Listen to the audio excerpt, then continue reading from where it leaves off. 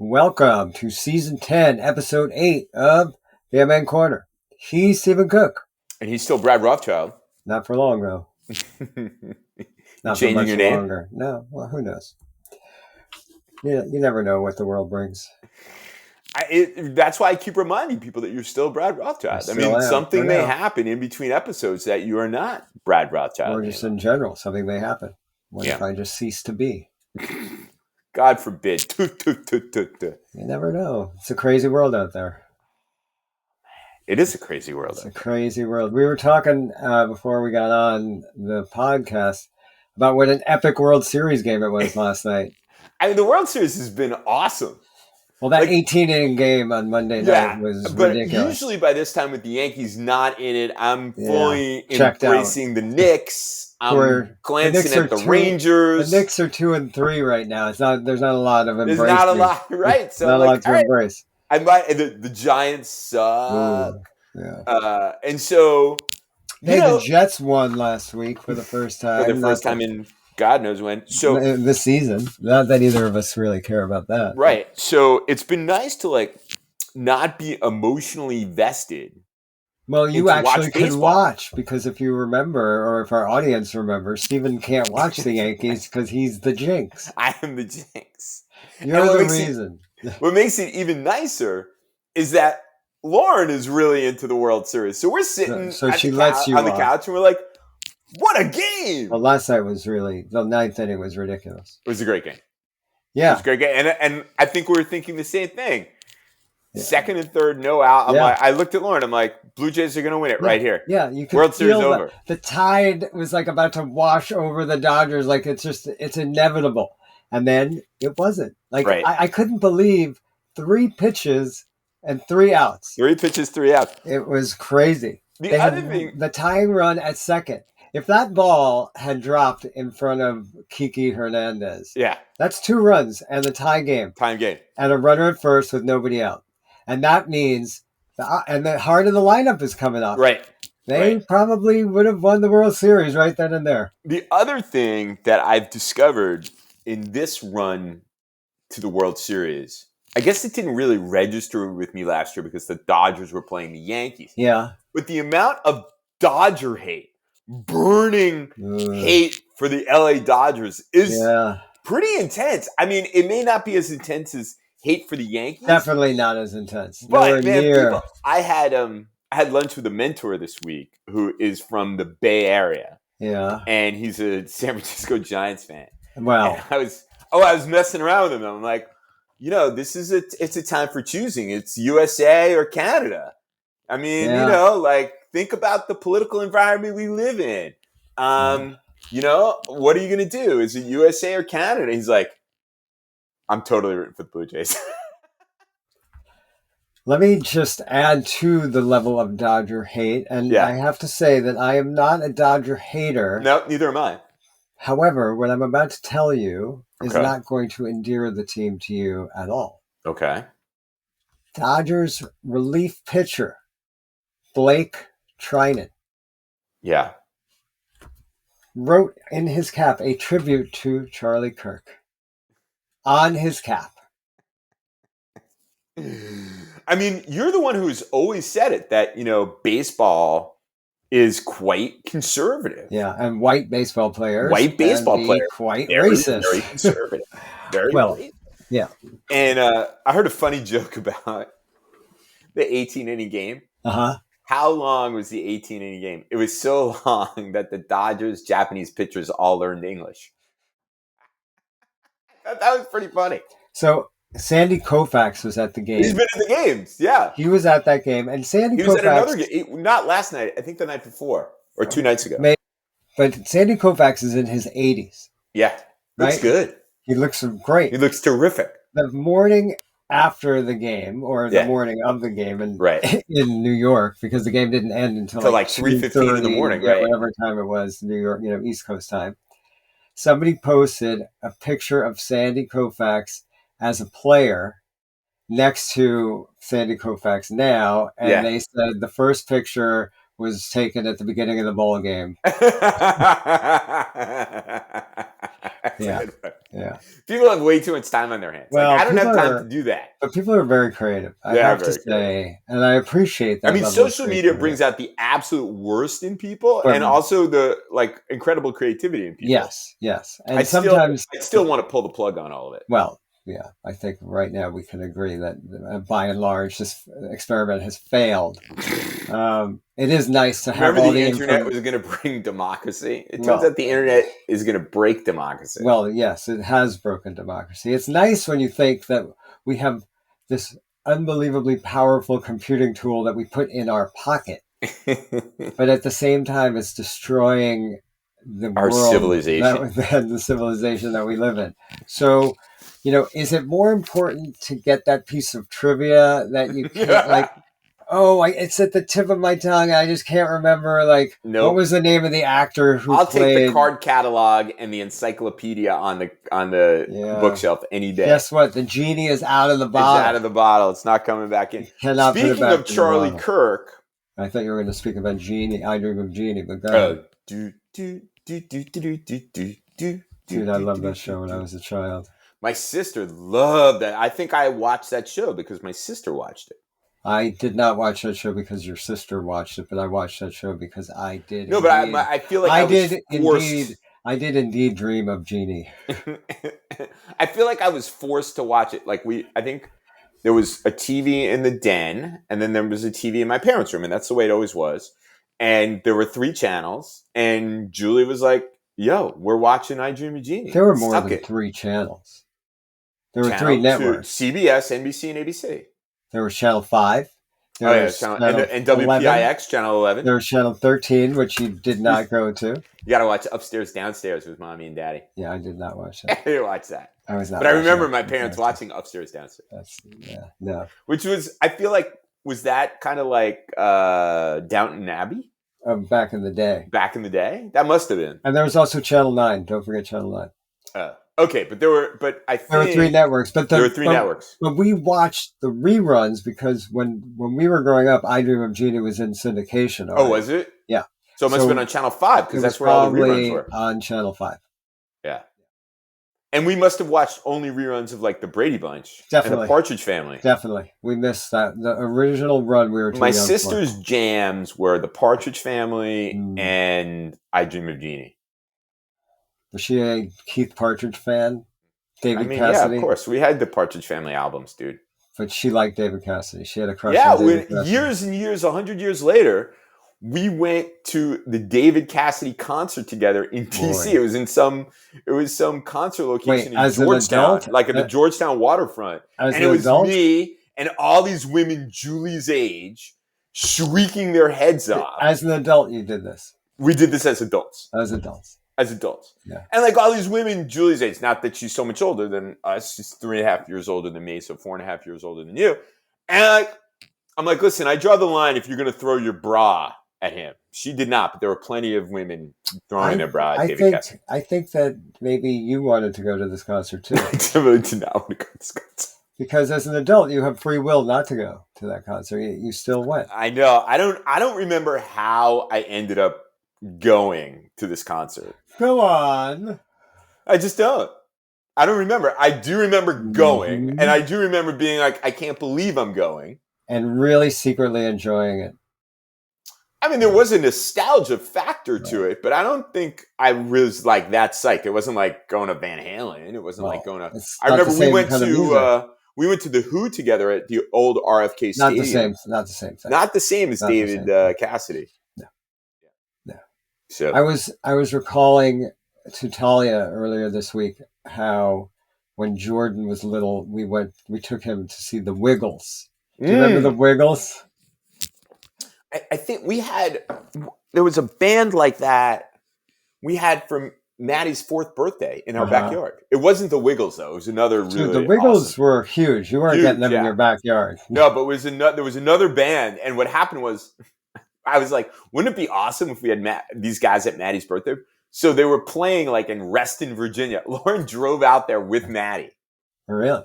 And it might have been Mia too. And she tapped them on the shoulders after their set, and she's like, holding Mia, like, fat little baby, and Maddie. And Maddie's like, this little cute little girl, and they're like, would you play my birthday her party? Birthday? And or Maddie asked her, will you play my birthday? And they gave them the manager's card, and we set it up. And they played in our backyard. It was awesome. Do you remember Lori Berkner? Yeah. We saw Lori Berkner at the Inner Harbor in like a big concert location. You remember we had her in Tree Man. We had Lori Berkner in Tree Man. I mean, she's like a famous Upper West Side. Was. Yeah. Birthday party act. But she also hit it big. She hit it big, and she was on like Noggin in the interstitials. They would have like videos. That's right. She was super nice, and she was a customer of Francoise, and we asked if we could film her, and then we asked if we could film her family trimming their tree. Right. And they could not have been nicer. I was reminded of Maddie called her Lori Berkner. Oh, Lori Berkner! I saw a billboard for her the other day. We were driving in, of all places, Connecticut. I'm like, she's still performing. She's still performing. That's wild. She's at like Mohican Sun or something. I don't know. Yeah, exactly. The high rollers and. But I was like, wow, that's crazy. I guess that's what made me think of the Wiggles this week, which is why I was talking about it with Tanya. Right. But yeah. It's also Max and Ruby's anniversary of their founding or something. And Steve from Blue's Clues has a podcast. And I thought you were going to say Steve is like retired now. He's collecting Social Security. Anyway. Okay. Things have gone south when like the artists are kids like they're old. Like that's bad.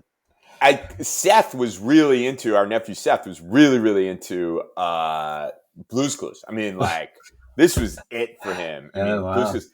And then I discovered that Steve had a podcast, and I called him, like, Steve has a podcast. He's like, I know. I'm listening to it. I know. Yeah. I heard it's great. I'm planning on listening. He's like, bro, I got you. He's like, I got you covered. I got you. Don't worry about it. I got it. Anyway. I'm way ahead of you. Anyway, I feel like I'm keeping you from the topic that you were talking about. No. I mean, so Charlie Kirk, Turning Point USA, Tucker Carlson, all this came together at the end of this week, in which first Tucker Carlson had Nick Fuentes on his podcast. And Tucker likes to think of himself as like someone who asks tough questions. Tucker Carlson just let Nick Fuentes like ramble on about, Jews, and Jews can never be, Americans. Not fully American, and all this kind of wild anti-Semitic shit that someone like Nick Fuentes. I'm shocked to hear this. Right? Holocaust denier and so on and so forth.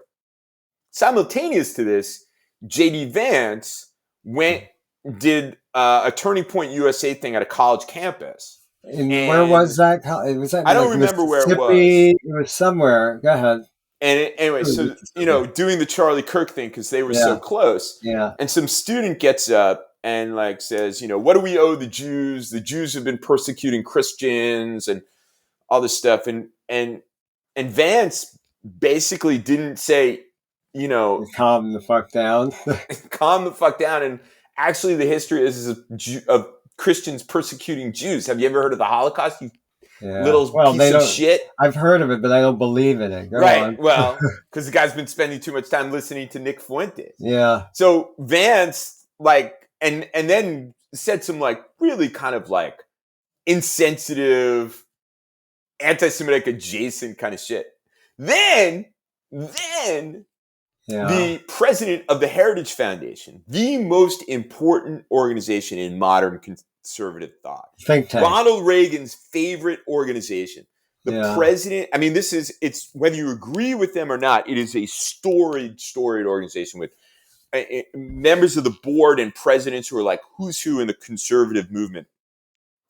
And the president of the Heritage Foundation, a guy named Kevin Roberts, releases a video statement in which he just fucking goes off defending Tucker Carlson. Tucker Carlson's a Heritage Foundation. Yeah. I will not cancel it. And talking about globalists and their mouthpieces in Washington. What does the globalists really mean?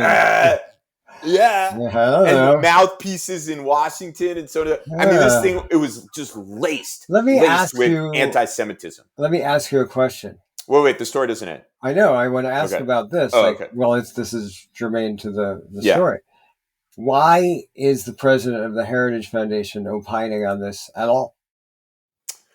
Well, so he's close with Tucker Carlson. Okay. And Tucker Carlson had at one point an association with the Heritage Foundation. I mean, remember, Tucker Carlson, before this Father Coughlin, anti-Semitic, conspiracy theorizing turn, was like a basically run-of-the-mill kind of Washington, D.C. douchey conservative dude.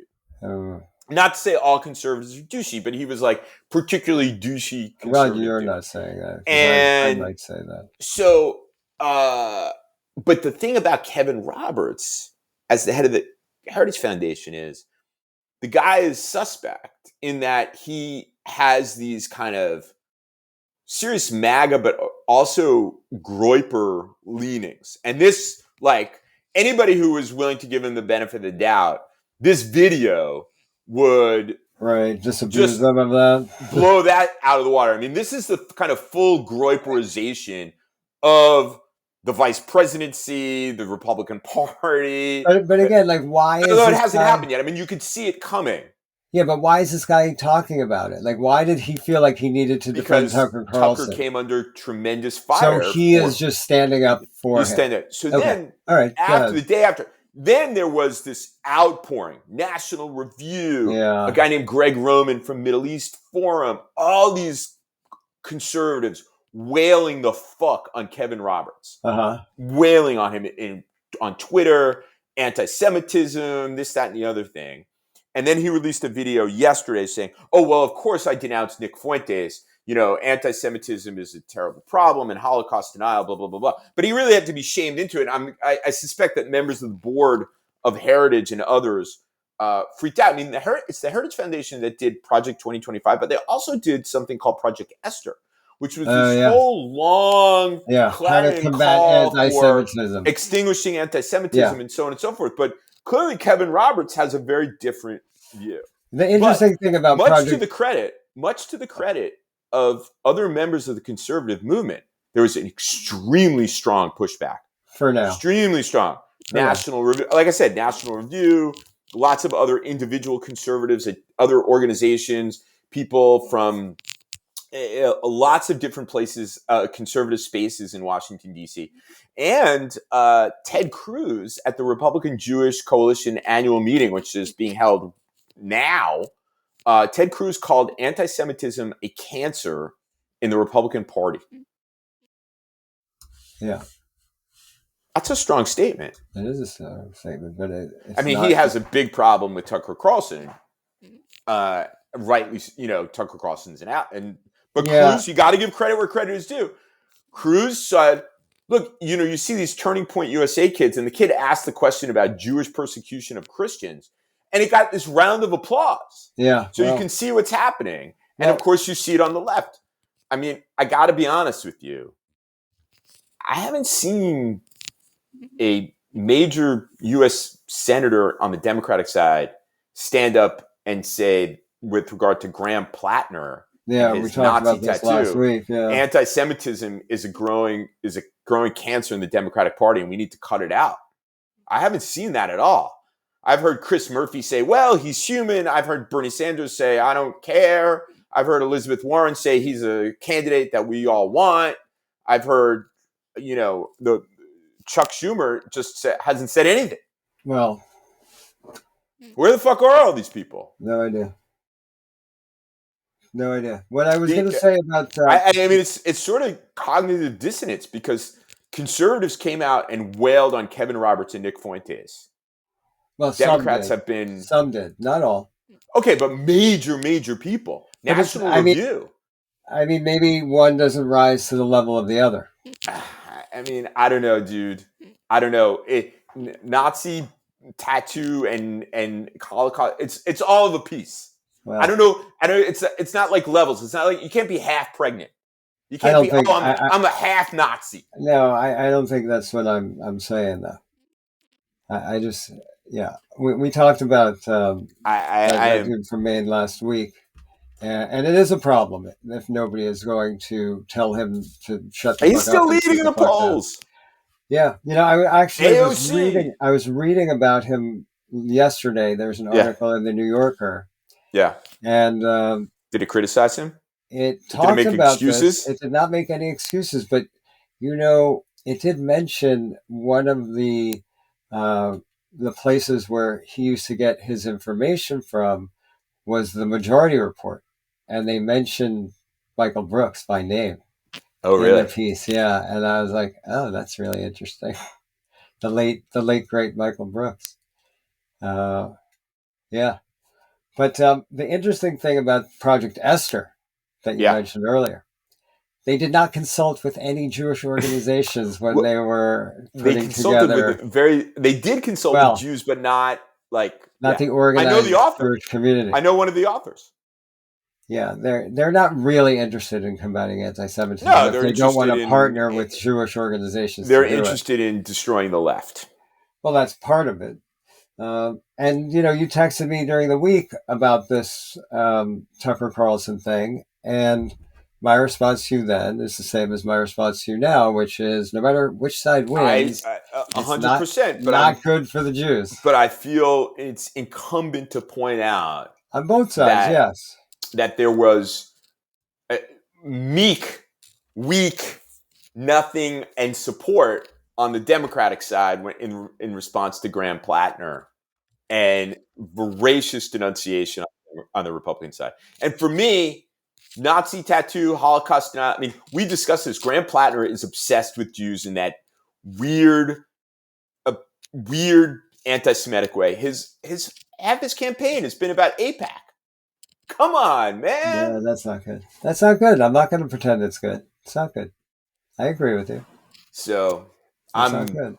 But using Israel or using Jews as your proxy for anything doesn't make me feel good. And we're the ones who are going to end up losing no matter who wins that fight. But you know what? Holocaust denial and Nazi tattoos should be beyond the pale. But they're there should be equally be denounced. And they're no longer. No. They're no longer. And I would say at the moment, both parties are at risk of giving into this hell. We'll see what Cruz and these others do about the Groyperization. Look, there's J.D. Vance and the people around him who are Christian nationalists who are, he didn't push back hard. I think J.D. Vance also is very suspect in his views on Jews. Or on anybody who hardly pushed back on this kid. And he also recognized where he was, and like you said, the line got a lot of applause. And J.D. Vance is nothing if not a cipher, and he is going to tell whatever audience he's in front of whatever they want to hear. You have these well-developed pathologies that are happening in both parties, and like I said, I'm finding more comfort in what conservatives and at least what Senator Ted Cruz had to say than I am what Chuck Schumer or Chris Murphy or any of the others had to say. Or didn't have to say. Or didn't say. Right. If Chuck Schumer hasn't said anything. Yeah, Chuck Schumer has gotten a lot of criticism, and rightfully so, for not being the right person for this moment in time. He is not standing up for anything that we need him to stand up for, and it's a problem. Yeah, it's a big problem. It's a problem. He's not young. He's been in his... How old is he? He's in his 70s. He's been a senator for how many years? 30? Yeah. 25, 30 years? And he was in the House before that. So, he has obviously a high leadership position within the party, and he's just not doing what he needs to do. Meanwhile, looks like SNAP benefits were not paid out today for millions of people around the country. Yeah, I think it's really going to start to bite. But my concern is that that's not really going to move members of Congress. What's going to move members of Congress were the 5,000 flight delays and cancellations yesterday. And when these guys want to move around the country, they're going to be pissy about it. I think I mentioned this last week. You think that's going to get them to move more than I think that's often been what's ended the shutdowns is the FAA. Yeah. I know at least I'm surrounded by people who got yesterday was a payday or 2 days ago was a payday, got zero, nothing. Youch. Yeah. We are one paycheck family, and I had lunch with a buddy who's works at the State Department. They're a one paycheck family now, also. I mean, we're going to be fine. We're all in the 2.5%, I guess. But as I've said, people are losing their SNAP benefits, the contract, the cleaners, all these people. They're going to not get paid. Well, this is all going to play out in the next few weeks, one way or the other. Next few weeks, right? And Thanksgiving is coming up. Right. Exactly. And people are not going to be able to. I saw something this morning about, people trick-or-treating yesterday, and it's like, you need to take that food home with you because you don't know where you're going to get, where the food is coming from this month. So to think that like kids are bringing candy home, right, that is going to be like their food or the family's food, that's pretty fucking scary. Not the least of which because there's no nutrition in any of that shit. Right. So I'm sorry, I like to get $100,000 bar, but that's not instead of, in place of lunch. Right. $100,000 bars is pretty good. We discussed this. Yeah, it's good. I mean, look, we have had our hierarchy of candies. Yeah. I didn't have too much candy this year. I never really had too much, but nobody really trick-or-treated in our building last night. We had like a mad wave of kids between like 7 and 8:15. Yeah. And then like we have like tons of candy in the house. It's all going to go to the office. Yeah. We're going to bring a bunch of candy to Jordan when we see him next week in London. No Halloween in the UK? Not like here. I was once in Copenhagen during Halloween, and there was Halloween there. I was what? I thought it was totally American. It's Christian. Pagan. It's really pagan. It is pagan. I know, there's Orthodox Jews in my neighborhood, and their houses were like shut tight and dark because they, Dude, they don't talked about this. I wasn't allowed to trick or treat when I was. You were not what? We talked about this. I don't even like Halloween that much, but the fact that you didn't trick or treat at all, it scarred me. Scarred. So you should be like a Halloween. You should be like, we gotta do Halloween. I missed out. No, I mean, yes and no. Like to an extent. Like I'm not going to go overboard, but like I mean, you usually send me a photo of a good costume. I did not occur this year. I'll send you the video I did a retread costume. Were you McLovin again or something? No, I was Chaz from Wedding Crashers. Awesome. I'll send you the video. I just, did my thing, and I was like, "Ma, the meatloaf! The meatloaf!" Now. But yeah, I sent that to my sister, and she's like, "This is because we weren't allowed to trick or treat as kids." Is that what she said? That's exactly what she said. That's awesome. She's like, "What's wrong with you?" She's like, "Is this because we weren't allowed to trick or treat?" I'm like, "No." Dude, that's freaking hilarious. No, I'll send you the video. All right. Yeah. Okay. Rant. All right. What's that? All right. I said my rant. Your rant is over? Yeah. Really? For the moment, at least. Yeah. And I will save up. Although you're going to be in the UK next week. Right. I'm going to be in Israel the next 2 weekends. Really? But I could probably do it from Israel. You're going to be there for 2 full weekends? I fly on Friday. I land there on Saturday the 8th. On Shabbos? I don't come home until... Yeah. I don't come home until like 6 in the morning on the 19th. So you're there for like 11 days. Yeah. Well, 10. I mean, it's like that 2 a.m. departure kind of thing. You're going to be doing some research? A little bit of research. A little bit of hummus. I think there's a documentary in there. Yeah. Yeah. Okay. We'll figure it out. Yes, we shall. Okay. All right. in the meantime, so it's at least 1 week and maybe never again. Don't say that. You never know what's going to happen. It's a Shonda. Say something. All right.